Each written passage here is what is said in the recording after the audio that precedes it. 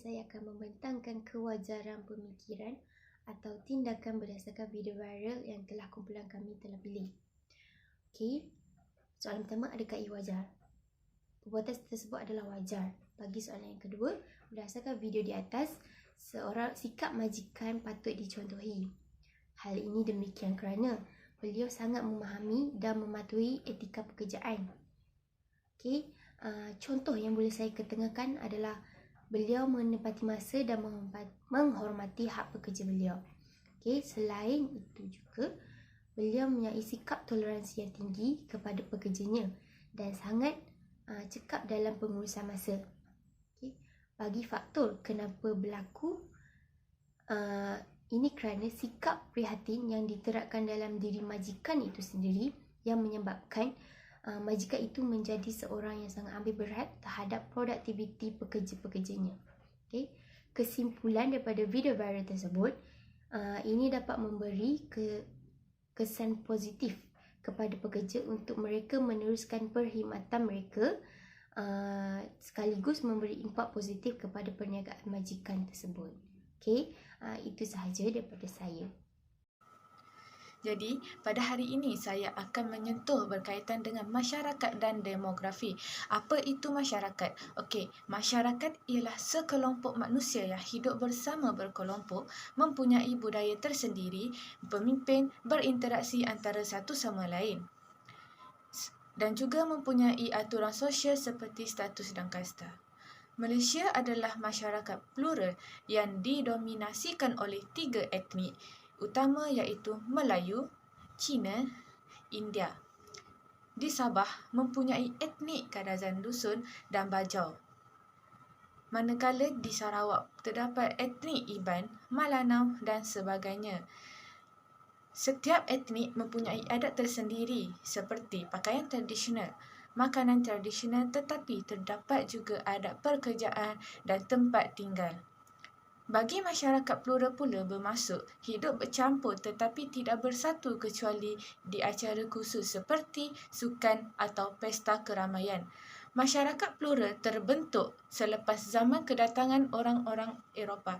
Hal ini terjadi kerana kedatangan penjajah yang membawa masuk pendatang asing dari China dan India ke Asia Tenggara untuk kepentingan ekonomi. Dasar penjajah menyebabkan mereka gagal berasimilasi dengan penduduk, alam sekitar dan sistem sosial politik dan agama yang wujud di Asia Tenggara. Kesannya akan wujud kelompok-kelompok masyarakat yang hidup terasing daripada kelompok yang lain walaupun tinggal tempat yang sama. Seterusnya, saya akan menerangkan tentang konsep akulturasi. Okey, akulturasi merupakan salah satu proses penerimaan unsur kebudayaan dalam kalangan individu atau kelompok dari sesuatu kebudayaan lain yang berbeza. Akulturasi terjadi apabila salah satu kelompok manusia dengan kebudayaan tertentu dihadapkan dengan unsur dari suatu kebudayaan asing yang berbeza sehingga unsur kebudayaan asing itu akhirnya diterima dan diolah dalam kebudayaan sendiri. Berbeza dengan proses asimilasi, proses akulturasi tidak menyebabkan masyarakat kehilangan identiti asal. Dalam sejarah tamadun manusia, sering berlaku pertemuan atau pertembungan antara dua atau lebih kebudayaan. Proses ini menyebabkan berlakunya proses pinjam-meminjam. Pada peringkat awal, unsur peminjaman digunakan secara langsung dan kemudian diolah serta dijadikan unsur kebudayaan sendiri. Di Malaysia, terdapat kes boleh dijadikan rujukan seperti penggunaan tali leher, ampau, makanan, hiburan dan sebagainya. Tetapi jika unsur budaya yang diambil itu tidak diolah dengan baik, pastinya tindakan ini akan memberi kesan yang tidak baik kepada sesuatu masyarakat. Tidak mudah untuk membentuk sebuah masyarakat yang mencapai tahap akulturasi. Sekian daripada saya. Terima kasih. Perbentangan seterusnya adalah berkenaan dengan perbincangan isu tentang cara menyelesaikan masyarakat yang tidak menghargai bahasa Malaysia. Berdasarkan kata-kata yang dipetik oleh Puan Hazizah dalam tahun 2001, jelaslah bahawa bahasa Malaysia itu merupakan tonggak sejatinya sesuatu bangsa. Pada tahun 2007, kerajaan telah mengambil langkah untuk menukarkan bahasa Melayu kepada bahasa Malaysia bagi menanam semangat perpaduan dalam kalangan rakyat. Jadi, wajar kita sebagai masyarakat Malaysia yang berbilang kaum untuk mempertahankan bahasa Malaysia sebagai bahasa kebangsaan yang rasmi. Seterusnya, punca-punca terhadap permasalahan isu ini. Punca yang pertama ialah terpengaruh dengan budaya barat. Walaupun Malaysia sudah bebas merdeka selama 60 tahun dan ke atas, tidak lagi dijajah oleh kuasa barat, dalam tidak sedar, mereka sebenarnya sudah mula menguasai kita. Mereka tidak lagi menjajah dengan kuasa maupun peperangan yang melibatkan pertumpahan darah. Sebaliknya, dengan pengaruh budaya yang dibawa ke negara kita, budaya barat banyak mempengaruhi golongan remaja dan pemikiran mereka. Sebagai contoh, remaja kini lebih gemar untuk menjadikan bahasa Inggeris sebagai bahasa utama mereka ketika berbicara. Hal ini boleh terjadi kerana wujudnya aplikasi media sosial yang telah pun mempengaruhi mereka. Oleh itu, kita harus atasi agar mereka cintakan, agar semangat mereka cintakan bahasa ibunda tidak pudar. Seterusnya, masyarakat kurang menghayati perjuangan tokoh-tokoh yang terdahulu. Hal ini terjadi kerana pemuda hari ini tidak merasai kepayahan hidup dan pengorbanan para pejuang dahulu demi mencapai kemerdekaan. Jadi, generasi kini kurang menghayati semangat patriotisme yang mencintakan tanah air dan bahasa Malaysia. Menurut sastrawan bahasa Profesor Madiah Dr. Lim Switin, anak muda tidak lagi mempelajari tentang seni bahasa Malaysia seperti gurindam, seloka, pantun dan syair. Juga turut dilupakan dan kian pupus dalam era globalisasi ini. Yang punca yang terakhir ialah tiada perasaan cinta akan negara. Seterusnya, poin utama kita iaitu cara untuk menyelesaikan masyarakat yang tidak menghargai bahasa Malaysia. Pada pendapat kami, antara cara untuk mengatasi masyarakat yang tidak menghargai bahasa Malaysia adalah dengan mewujudkan kelas perpaduan rakyat yang terbuka kepada seluruh masyarakat di negara kita.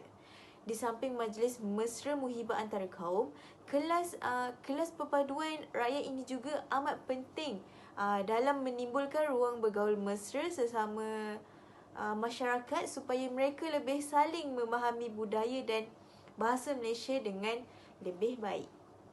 Selain itu, Dewan Bahasa dan Pustaka hendaklah mengadakan kempen yang berkesan untuk memartabatkan bahasa Malaysia. Sebagai contoh, pihak Dewan Bahasa dan Pustaka menganjurkan aktiviti kempen yang menjurus ke arah memartabatkan bahasa Malaysia. Sekiranya penggunaan bahasa Malaysia semakin meluas digunakan, ini akan memberi impak positif iaitu bahasa Malaysia akan dilihat setanding dengan bahasa antarabangsa lain. Bab peribahasa, duduk sama rendah, berdiri sama tinggi.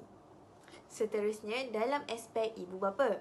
Ibu bapa wajib memberi pendidikan awal kepada anak-anak. Di sini, ibu bapa memainkan peranan penting dalam memastikan penggunaan bahasa Melayu untuk diterapkan dalam kehidupan seharian. Sebagai contoh, ibu bapa boleh menjadi suri teladan dengan menjadikan bahasa Malaysia sebagai bahasa utama dalam perbualan di rumah. Hal ini kerana pada masa kini kita dapat lihat bahawa majoriti ibu bapa lebih menerapkan bahasa Inggeris daripada bahasa Melayu kepada anak mereka. Ini akan mengakibatkan anak muda generasi kini kurang menghargai bahasa Malaysia. Poin yang keempat dalam aspek pihak sekolah. Pihak sekolah boleh mengadakan aktiviti yang melibatkan bahasa Malaysia atau pihak sekolah boleh memberikan informasi yang secukupnya kepada pelajar mengenai kepentingan menghargai bahasa Malaysia. Hal yang demikian kerana pelajar sekolah seharusnya lebih menitik beratkan nilai dan budaya menghargai bahasa Malaysia supaya mereka dapat mengadaptasikan nilai ini sejak kecil lagi.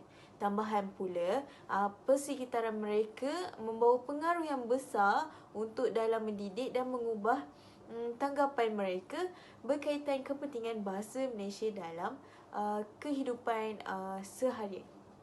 Seterusnya, yang kelima, menerbitkan buku dan bahan bacaan yang menggunakan bahasa Malaysia.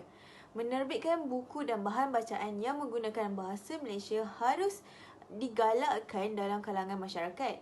Hal ini kerana masyarakat hari ini tidak lagi mempunyai wadah-wadah yang berilmu yang mampu melahirkan semangat cinta akan negara serta nilai-nilai murni yang lain.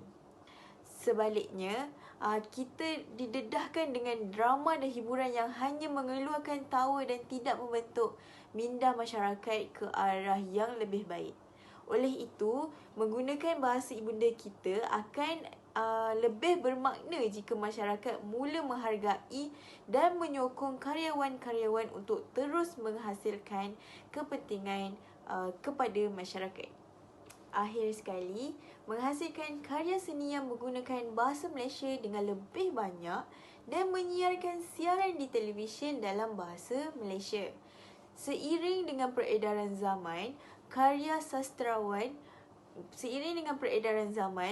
sastera tidak boleh kekal di takuk lama, iaitu hanya dilakukan di atas media cetak dan fizikal. Para penerbit dan usahawan sastera perlu berkecimpung dalam dunia elektronik supaya kekal relevan dengan generasi masa kini dan akan datang. Oleh itu, penting untuk setiap masyarakat menghargai bahasa Malaysia tanpa mengira kaum dan rakyat Malaysia perlu berganding bahu untuk melindungi bahasa Malaysia yang kian ditelan dek zaman. Bak kata pepatah, bahasa jiwa bangsa. Sekian daripada saya, Nur Fatihah Atira binti Ahmad Nizam. Terima kasih. Komunikasi bersifat negatif dalam media sosial dapat dilihat bukan sahaja dari komen yang lucah dan berbau perkauman, malah penyalahgunaan ayat dan juga kata boleh memberi kesan negatif yang menyebabkan kemarahan orang ramai seperti yang diketik oleh Dr. Halimah Ali di laman Twitternya.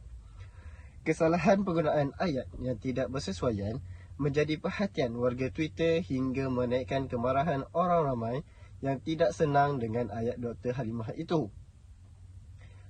Oleh itu, kita seharusnya menjaga dan menambahkan nilai murni dan juga menitik beratkan dari segi penggunaan ayat yang baik agar dapat menghalang salah faham di antara kita.